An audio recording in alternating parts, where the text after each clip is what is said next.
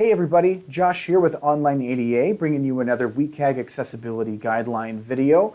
We're going to cover 2.5.3, Label in Name. This is a Level A requirement, and the description reads, for user interface components with labels that include text or images of text, the name contains the text that is presented visually. To understand this article, it's first important that we understand what the accessible name is and where it comes from. Most of the time, the label is going to be what the accessible name is for the input. However, that's not always the case, and that's what we're talking about here in 2.5.3. So if we take, for example, a search input on your page, and we have a visible label representing that search input text box, then the label says something like search for a value, then the input itself might have an aria label on it that takes precedence over the label, and in that aria label we have just the value search. That's what we mean by having the label in the name. So something in that label, typically the beginning of the content of that label, is going to be in the accessible name.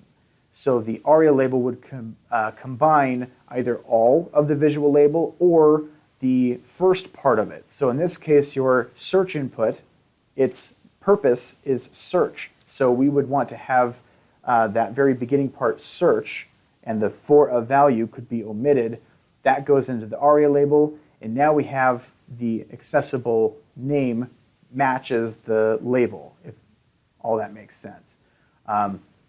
It's also important that if your visibly presented text has a lot of content in it, or even just more than one word, then that very first word that exists in there, or the very beginning of that label, is going to be in the accessible name. This is because speech input users are going to read that visibly presented text, and they're expecting that it's going to control that input.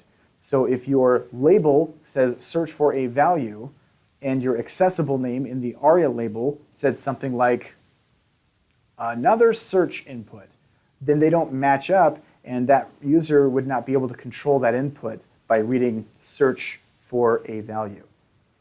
If instead you provide search in the aria label, they would read search. Even if they read out the rest of it, it would understand programmatically which input it was supposed to control. That's what label in name means.